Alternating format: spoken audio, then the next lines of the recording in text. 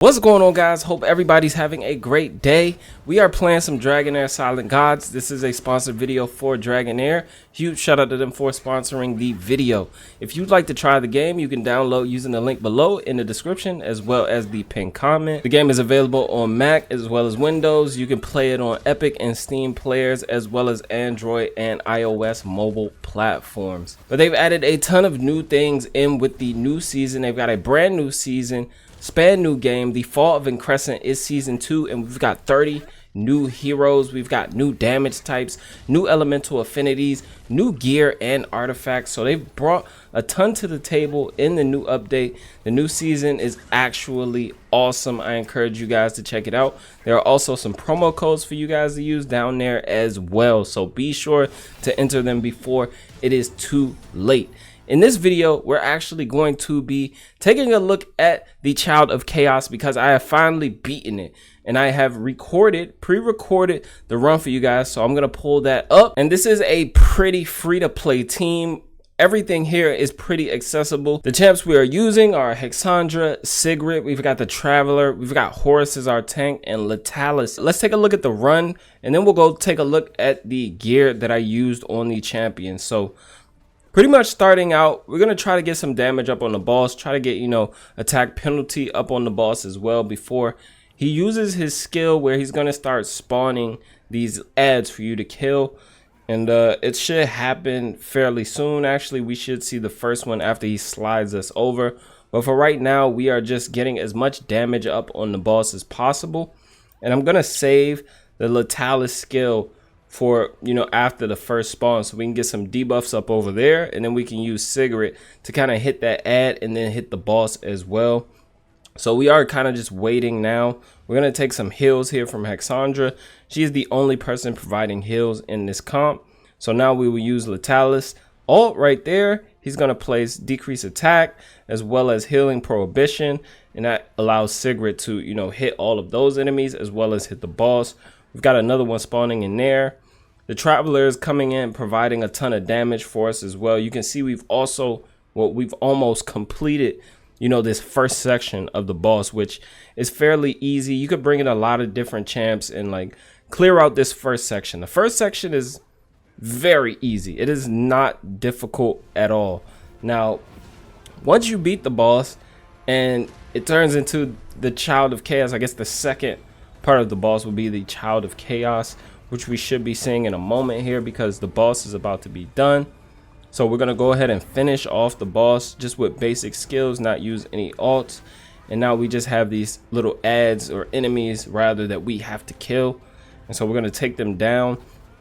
But when we get to the Child of Chaos, that is when, champion selection really starts to matter, and you'll see why we're using Latalis. Right, so he's actually bringing, in addition to the debuffs that he's bringing, that attack penalty is so huge for us. He's also stealing some ultimate energy.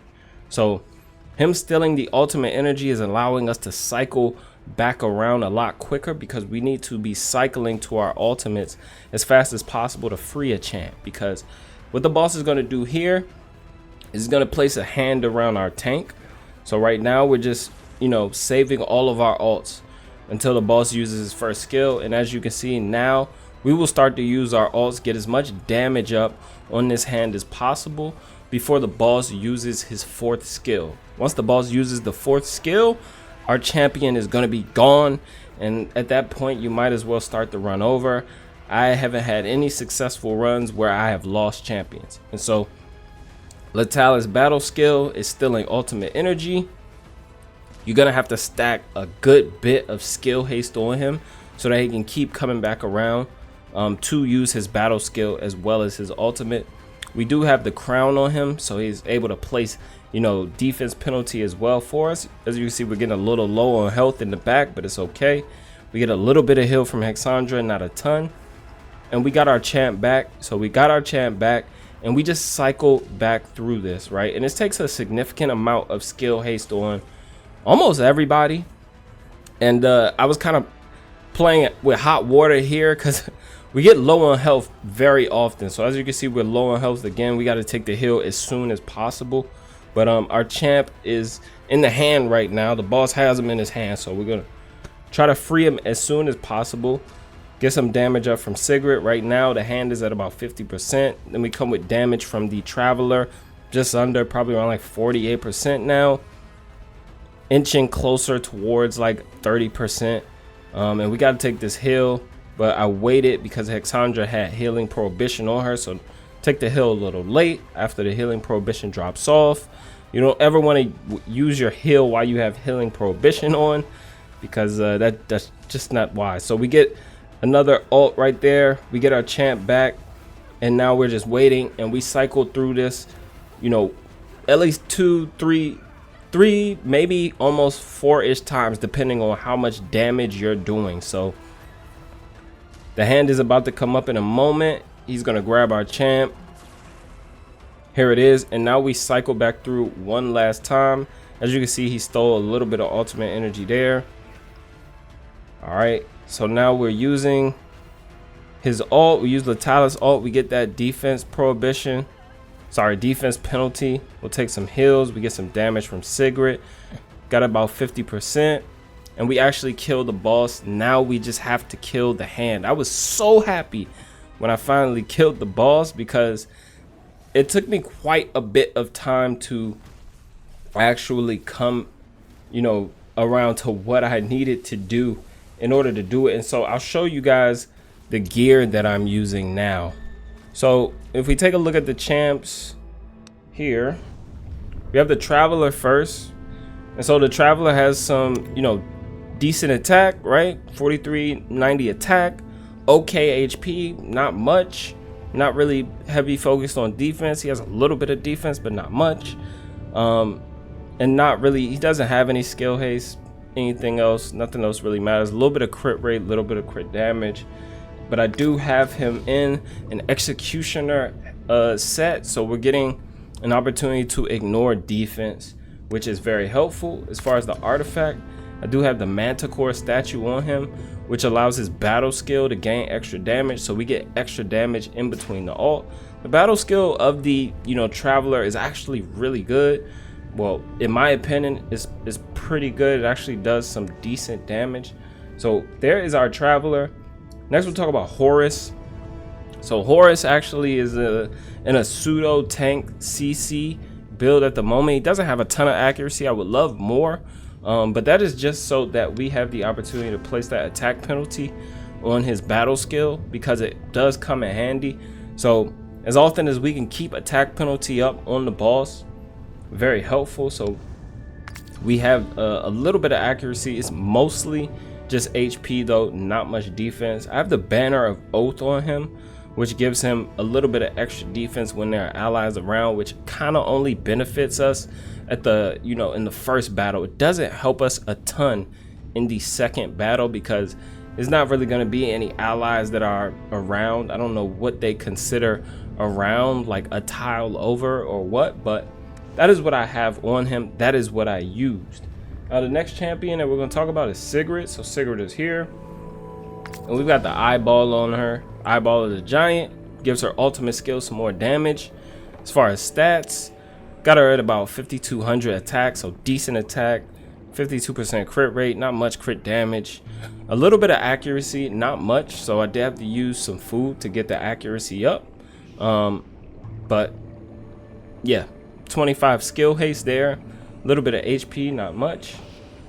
And she is in a troll set. That's just to get the skill haste, because I really needed the skill haste and I needed more damage out of her. I wasn't getting enough damage in the 3 Ears Brotherhood set, so I couldn't I had to drop accuracy in order for more damage. So Hexandra is next, and right now we actually have her in a Ancestral Protection set. She wasn't in a 3-piece set at first.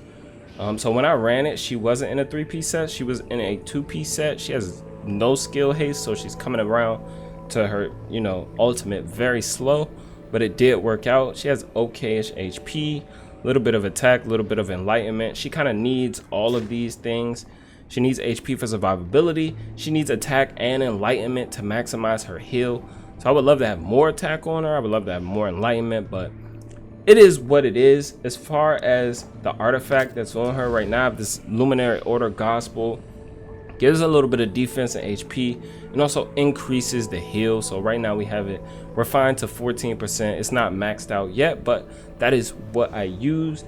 Now Letalis is actually missing the artifact that was on him because I had to swap it back over for some farming, but this is the artifact that I was using on him, the Crown of Unclean, which gives us an opportunity to place defense penalty 1. So I was running that, and we've got him in, you know, a bit of a kind of damage, kind of, you know, CC build. So he has a little bit of attack at 3.4, you know, K attack.